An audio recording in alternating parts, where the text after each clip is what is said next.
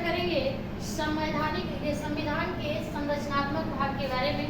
संविधान के संरचनात्मक भाग की बात करते हैं तो संरचनात्मक भाग में क्या होता है कि संरचनात्मक भाग में 3 पार्ट पढ़ना होता है। एक क्या आपका, तो आपकी विधायिका, दूसरी आपकी कार्यपालिका और तीसरी आपकी क्या है, न्यायपालिका। तो जिसमें से हम लोग क्या करेंगे कि आज बात करेंगे संघ के व्यवस्थापिका या विधायिका के बारे में चर्चा करेंगे। और संघ के विधायिका का एक जो पार्ट है आपका कौन सा, तो पार्लियामेंट। ठीक है, तो पार्लियामेंट के बारे में हम लोग चर्चा करेंगे। और पार्लियामेंट जो है इसका संसद के कितने अंग होते हैं, तो संसद के अंग कितने हैं भाई, तो एक तो आपका क्या लोकसभा और दूसरा अंग जो होता है क्या है इसका, तो राज्यसभा। ठीक है, तो संसद के अंग की बात करेगा तो संसद के अंग एक जो दिखा आपको लोकसभा, दूसरा राज्यसभा और तीसरा जो होता है क्या, राष्ट्रपति।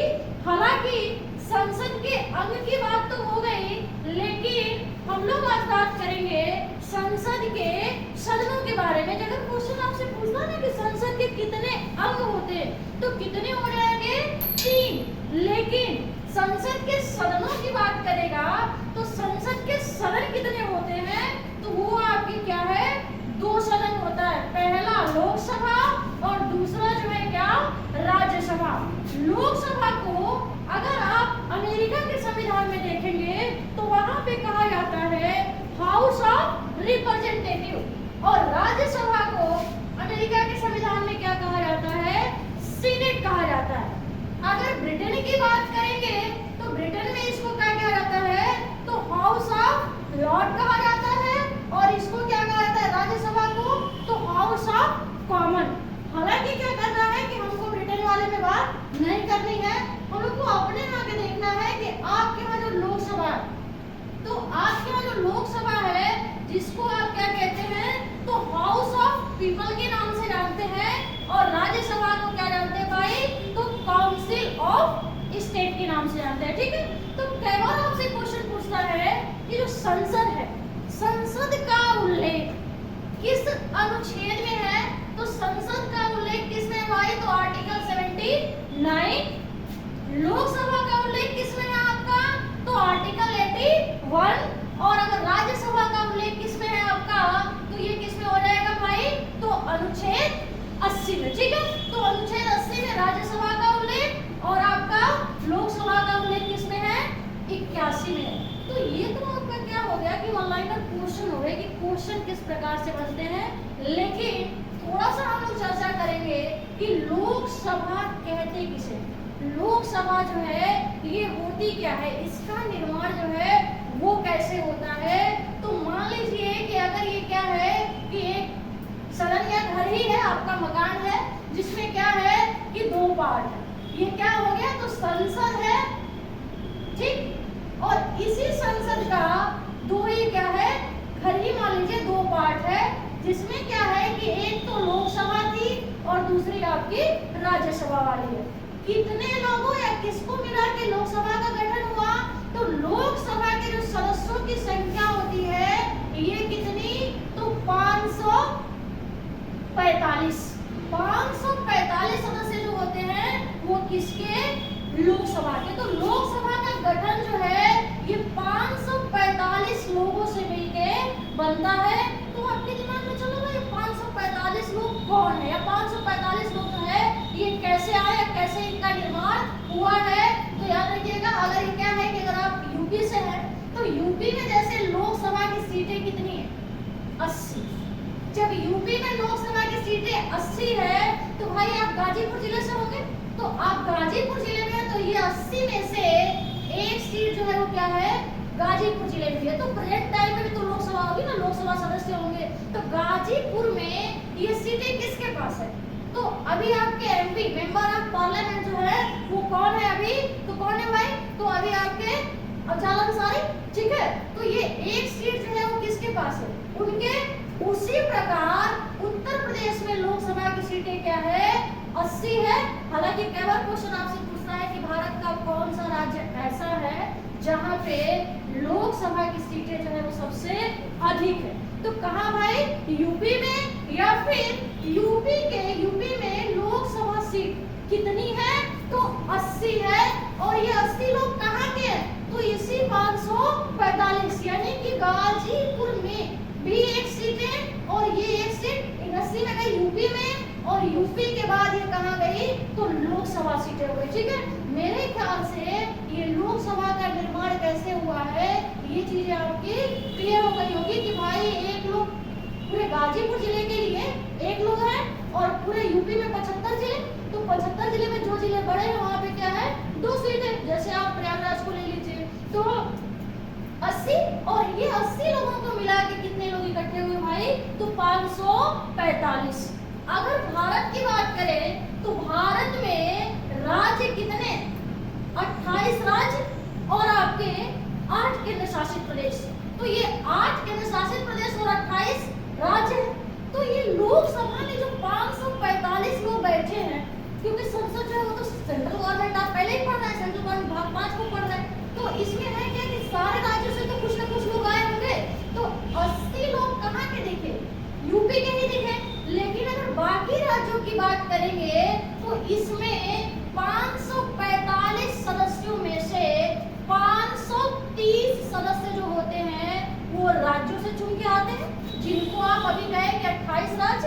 ठीक है, और इसमें से 13 सदस्य जो हैं वो किससे चुन के आते हैं, तो यूनियन टेरिटरी यानी कि केंद्र शासित प्रदेश जो है उनसे चुन के आते हैं।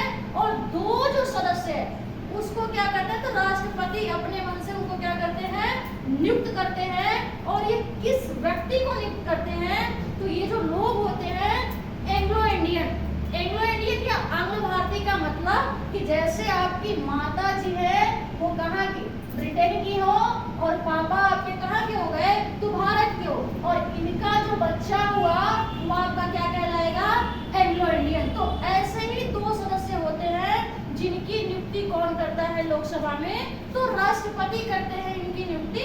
ठीक है, लेकिन ये राष्ट्रपति जो नियुक्ति करते थे, तो अब 104वां संविधान संशोधन 2002 से ये जो सीटें हैं वो क्या होगी भाई, तो अब ये एंग्लो इंडियन की सीटें जो है वो हटा दी जाएगी, हालांकि अब नहीं रहेगी। तो प्रेजेंट टाइम में आपके कितने सदस्य हैं लोकसभा में, तो 545 हैं। मैक्सिमम कितने हो सकते हैं, कई बार क्वेश्चन आपसे पूछा है कि लोकसभा में अधिकतम लोकसभा सदस्यों की अधिकतम संख्या कितनी है, तो अधिकतम कितनी हो सकती है, 552। ये जो 7 सीटें हैं जम्मू कश्मीर की विवादित, इस पे क्या होता है, अभी चुनाव नहीं होता है, तो मैक्सिमम कितनी हो सकती है, 552। अगर इसी में एक पॉइंट और पूछता है कि लोकसभा में निर्वाचित सदस्यों की संख्या, कितने ऐसे सदस्य हैं जिनका चुनाव हुआ है, तो निर्वाचित सदस्यों की संख्या भाई, तो ये 545 लोग थे, जिसमें से सिर्फ 2 ही लोग को तो राष्ट्रपति मनोनीत कर रहा था, एंग्लो इंडियन थे, तो 2 इसमें से माइनस कर दिए एंग्लो इंडियन वाले को, तो कितने बचे, 543। तो 543 सदस्य जो होते हैं वो क्या होते हैं, निर्वाचित होते हैं, और 2 लोग जो है वो क्या होते हैं, एंग्लो इंडियन होते हैं। ठीक है, हालांकि जो अभी लोकसभा आपकी चल रही है वो 17वीं लोकसभा है। ठीक है, तो 18वीं लोकसभा से हो सके कि एंग्लो इंडियन वाले जो है वो नहीं रहे, अभी प्रेजेंट टाइम में क्या है। तो अभी क्वेश्चन के पेट वाले में आया था कि भाई लोकसभा के अधिकतम सदस्यों की संख्या, तो अधिकतम सदस्यों की संख्या कितनी है भाई, 552। लेकिन ये दोनों को जब माइनस कर देंगे तो 550 हो जाएगा, हालांकि जब दोनों ऑप्शन में आ जाए कि कौन होगा, तो 550 लगाना आपकी मजबूरी हो जाएगी। ठीक है, तो हम लोग क्या किए कि मेरे ख्याल से ये लोकसभा क्लियर हो गया होगा। जैसे लोकसभा का निर्माण ये 545 लोगों से हुआ था, ठीक उसी प्रकार राज्यसभा, जो संसद का दूसरा सदन दिख रहा है राज्यसभा, इसमें भी कितने सदस्य होते हैं भाई, तो 245 लोगों को मिला के क्या बना है भाई, राज्यसभा।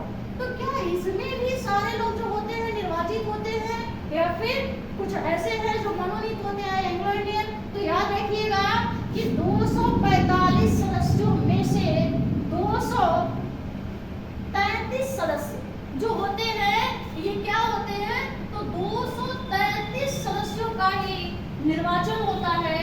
बाकी 12 सदस्य जो होते हैं वो क्या होते हैं, तो मनोनीत होते हैं। किसके तहत, तो अनुच्छेद भारतीय संविधान का अनुच्छेद 80 का क्लॉज 5 जो है इसके हिसाब से देखा जाए तो राष्ट्रपति 12 लोगों को राज्यसभा में क्या करता है, मनोनीत करता है।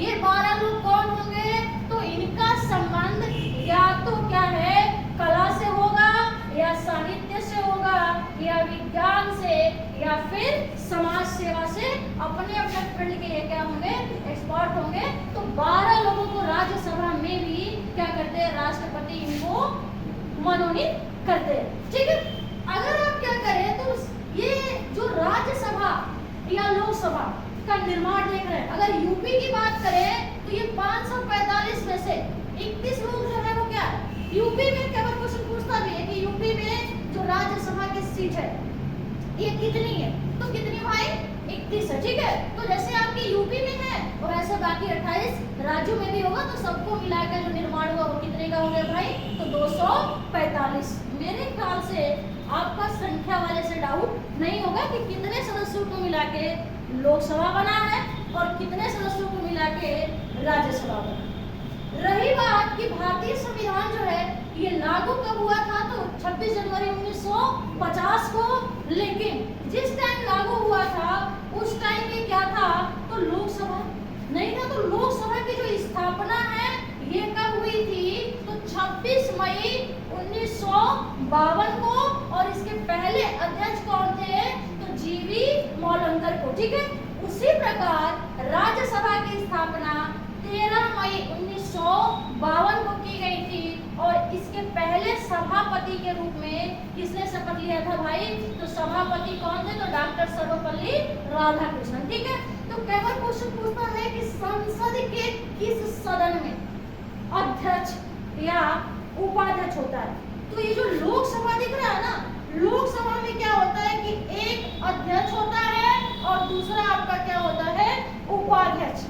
और यही राज्यसभा में देखेंगे तो राज्यसभा में क्या है, सभापति और उपसभापति होता है। तो केवल क्वेश्चन आया है कि संसद के किस सदन में सभापति या उपसभापति होते हैं। ठीक है, तो ये जो लोकसभा अध्यक्ष है, अभी क्या है, बीपीएससी में ये क्वेश्चन आया था कि लोकसभा अध्यक्ष, जो लोकसभा अध्यक्ष है इनके निर्वाचन, इनका जो चुनाव होता है, इनके चुनाव में कौन कौन से सदस्य भाग लेते हैं, तो इसमें सिर्फ और सिर्फ लोकसभा के ही सदस्य भाग लेंगे। यानी कि जो ये 545 हो, तो 545 भाग लेंगे या 543।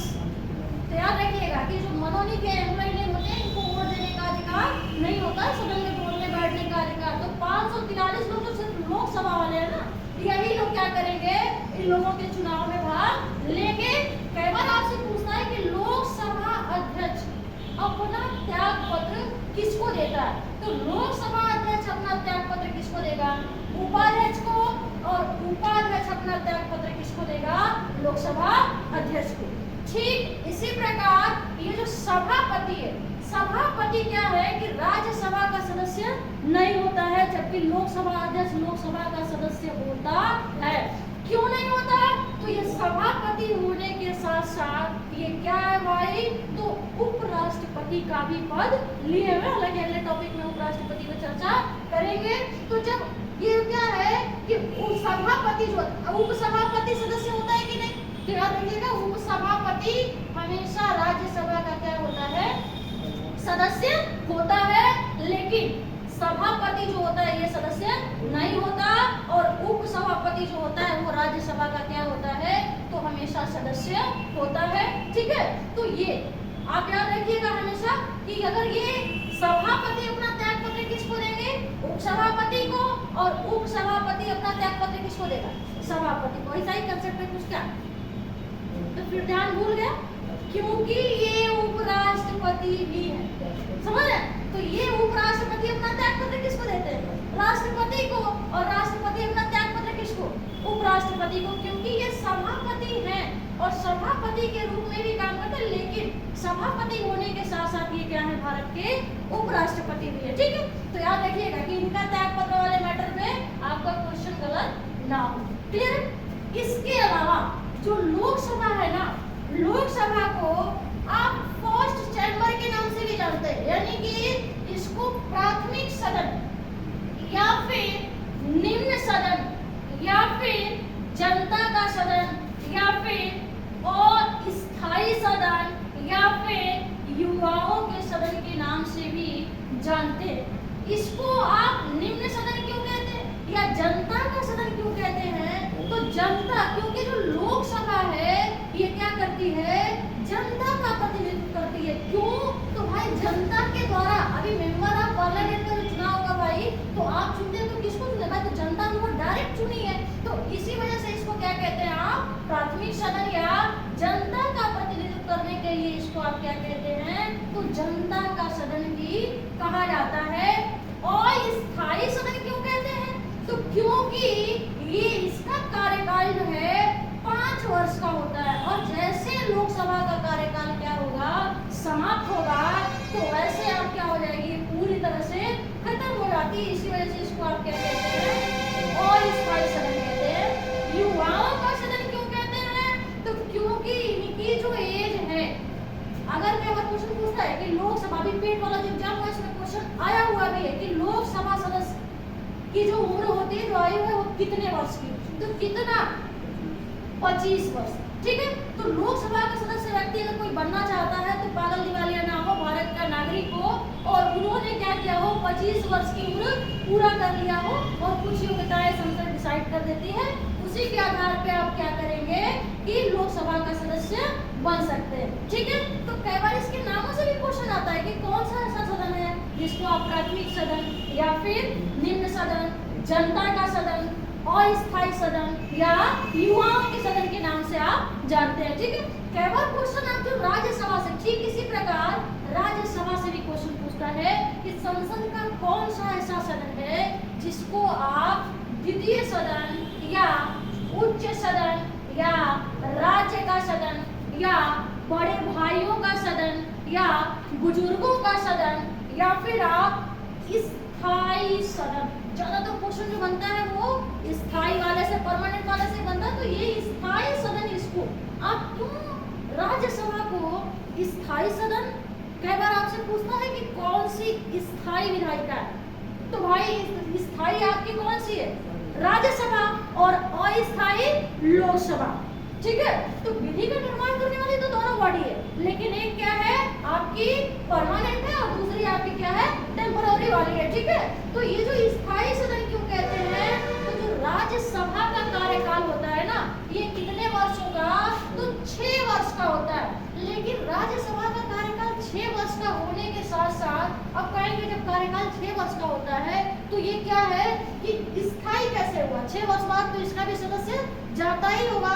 तो याद रखिएगा कि जो राज्यसभा के सदस्य होते हैं तो हर दूसरे साल ये क्या करते हैं, तो 1/3 सदस्य अवकाश ग्रहण करते हैं, और उतना सदस्य क्या होता है, पीछे से आके जुड़ जाते हैं और आगे से जो क्या है उसको खाली कर देते हैं। जैसे आप मान लीजिए कि ऐसे आगे बैठे हैं और पीछे वाले पे भी बैठा है, ऐसे भी बैठा है 4 आदमी, तो आगे से यानी कि 1/3 सदस्य क्या करेंगे, तो हर दूसरे वर्ष अवकाश ग्रहण करेंगे, तो भाई इनकी चेयर खाली होगी, तो ये पीछे वाला कहाँ बैठेगा, यहाँ जाके बैठ जाएगा, और फिर यहाँ वाला यहाँ आके बढ़ जाएगा। ठीक है, तो इसी प्रकार क्या होता है कि ये जो राज्यसभा है ये पूरी भंग नहीं होती है। ठीक है, कई बार पूछना राज्यसभा का कार्यकाल कितने वर्ष का होता है, तो इसका जो कार्यकाल होता है 6 वर्ष का होता है। कोई व्यक्ति अगर राज्यसभा का सदस्य बनना चाहता है तो भाई भारत का नागरिक हो, पागल दिवालिया ना हो, और उम्र कितनी पूरा कर लिया हो, तो ये लगभग 30 वर्ष की उम्र को क्या किया हो, पूरा किया हो। ठीक है, कई बार क्वेश्चन पूछता है कि राज्यसभा के सदस्यों की जो उम्र होती है वो कितनी होती है, तो 30 वर्ष। लेकिन इसी में क्वेश्चन पूछते कि राज्यसभा का जो सभापति होता है इसकी उम्र कितनी होती है, तो अगर ऐसा क्वेश्चन आ जाए तो याद रखिएगा कि इनकी उम्र जो मिनिमम कितनी है, 35 मैक्सिमम जो है वो कुछ भी हो सकती है, ठीक है। मिनिमम जो है वो क्या है 35 वर्ष। क्यों 35 वर्ष है? तो ये सभापति होने के साथ साथ उपराष्ट्रपति का पद भी लिए हुए हैं, ठीक है। तो हम लोग क्या किए कि अभी बस कॉमन चीजों पे ही चर्चा किए हैं कि जो लोकसभा होती है ये क्या होता है, राज्यसभा जो है ये होता क्या है, इसका निर्माण कैसे हुआ है, बस इसी बिंदु पे हम लोग क्या किए हैं, चर्चा किए हैं। हालांकि संसद के सदन या फिर संसद के अंग वाली बात करेगा तो इसमें आपको फर्क पता चल गया होगा, ठीक है। तो हम लोग अगले वीडियो में बात करेंगे कि जो संसद के लोग हैं या जो इसके 545 सदस्य थे या फिर 245 सदस्य हैं, ये काम कैसे करते हैं, संसद की कार्यवाहियां कैसे होती है। संसद में आप सुनते हैं ना, संसद में धन विधेयक आया, वित्त विधेयक आया, ऐसे जो आप सुनते हैं, तो कोई विधेयक संसद में कैसे काम होता है, संसदीय प्रक्रिया क्या है, संसदीय प्रणालियां क्या होती है, संसदीय जो समितियां हैं ये कैसे काम करती हैं। तो हम लोग इस सारे बिंदुओं पे क्या करेंगे, बात करेंगे अगले वीडियो में, ठीक है। तो आज के लिए इतना ही। Okay, thank you class.